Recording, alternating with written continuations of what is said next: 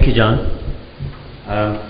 I know in the earlier panels, I think some of us said maybe looking at the world from north, south, east, west is no longer relevant. I think most of us feel so, but let me tell you that here at the United Nations, north-south division continue to be very strong. And part of my remarks are based on that reality, although I think we are all determined to work towards a world that, like if you get the label, we want to move towards a one world, but right now we are not quite there. This morning, as I was listening to Bani Hutt and Richard Jolly recount the glorious history of the North-South Roundtable and its contribution to shaping the world's development agenda, I was wondering, what great issues of our time did the North-South Roundtable not cover? Because they seem to have covered everything. Or put it another way, if instead of disbanding the North-South Roundtable today, if we were to initiate another round of debate, what issue might we take up? Well, I would say that one issue that was perhaps not adequately covered previously, but which would make a stimulating and refreshing debate, would be what can the North learn from the South, from the experience of the South? Or what development experiences of the South might be useful for the North to emulate? Because so much of the debate on development, technology transfer, technical assistance, tends to be seen as the North helping the South, or at most South-South cooperation or TCDC. But how about South to North experience exchange, and the North benefiting from innovations pioneered in the South that are of universal relevance? I would think that a roundtable discussion or a series of roundtable discussions on that kind of subject would be in the best tradition of NSRT, which has always sought to cultivate a sense of global solidarity and interdependence among peoples of all nations. So with that in mind, here are a couple of examples that I want to share with you that I believe would be worthy of the North learning from the South. And being UNICEF, obviously many of the examples are about children. Let's start at the very beginning. Breastfeeding. Breastfeeding is, of course, a mother's most precious gift of life and love to a child. But with modernization, this practice began to decline in the industrialized countries in the 1950s, 60s. As many developing countries tend to imitate what they see as modern practices in the North, breastfeeding, especially exclusive breastfeeding, also began to decline precipitously in developing countries, posing tremendous threat to the health and well-being of children. Efforts to revive and promote breastfeeding in developing countries, I would say, are among the most exciting success stories that the North can learn from the South. These range from educational and motivational campaigns involving film stars and musicians and sports personalities who promote breastfeeding, to consumer boycotts of deceptive marketing of formula by some of the big companies.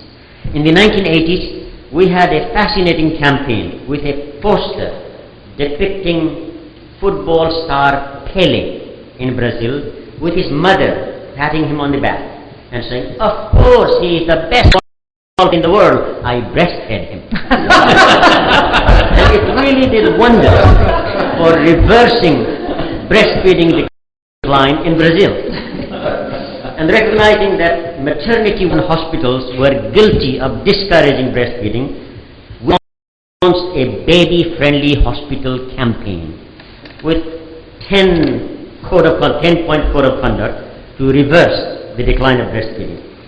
This program, which was pioneered in the South, is now being widely applied in hundreds of hospitals in the North, from Sweden to Switzerland, from Japan to New Zealand, and of course in many developing countries.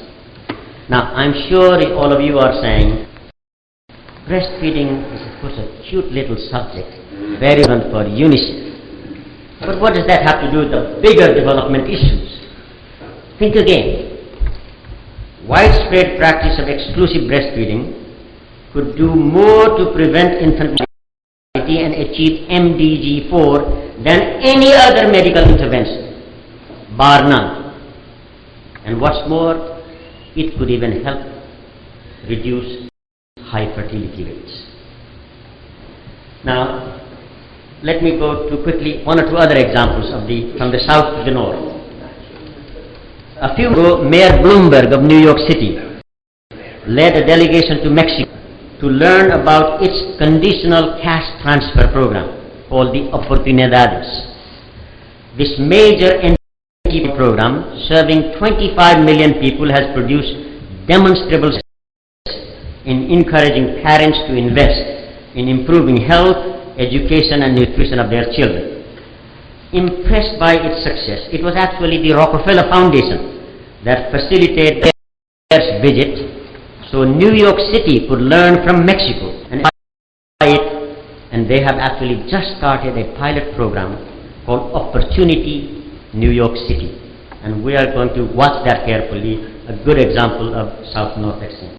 Of course, the most famous experience of the South that many countries in the North are emulating is, as we all know, the microcredit programs pioneered by the Grameen Bank and BRAC and others in Bangladesh. That is certainly an experience worth the Nobel Peace Prize for the North to learn from the South. Another fascinating example is that of a UNICEF seal of approval for child-friendly municipalities that originated in Brazil. Every 2 years, hundreds of municipalities in Brazil make great efforts to qualify a child-friendly municipality based on how well they perform to fulfill child-related goals, including Millennium Goal indicators, and how well they do to prevent violations of child rights, such as violence in school, incidents of child labor, drug abuse, teenage pregnancy. It is a sophisticated program with careful monitoring, not just of quantitative goals, but of the quality of service as well.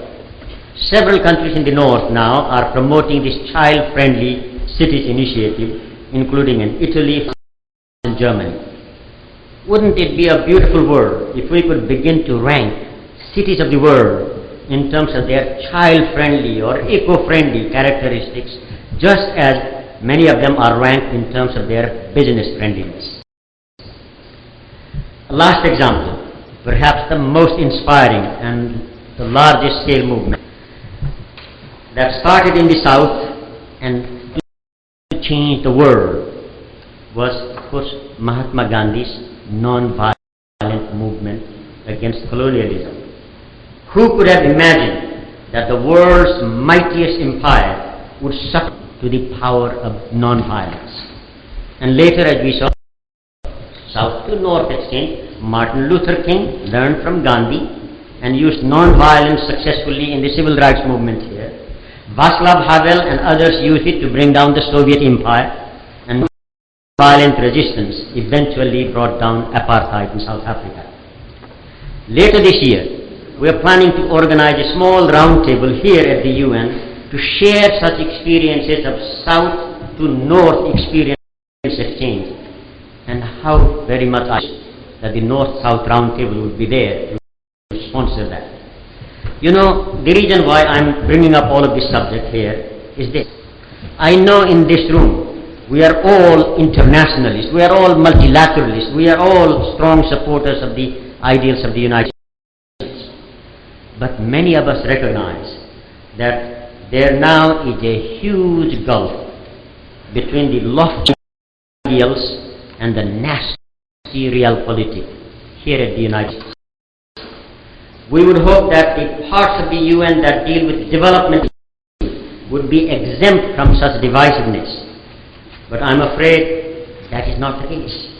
If you follow the debate around proposals for greater UN coherence in development, that too is now engulfed in fractious debate between the G77 and the donors. There are many reasons for that, but one is this continuing sense of inequity in power relationship between the North and the South. I think we would have a fighting chance to overcome this perception of bidirectional donor-recipient or the old center-periphery type of paradigm if we could find ways at NSRT, as NSRT has done before, that North and South, we are all going to sink or swim together. And that just as South has so much to learn from the North, North has as much to gain from the experience of the South. So friends, we need this sense of interdependence and solidarity more than ever before. And I really so much wish that even if the North-South Roundtable is going to be disbanded, that we will have something else, maybe a roundtable for global solidarity, that will bring us all together and particularly make the countries of the South feel that they too can share and others appreciate their experience.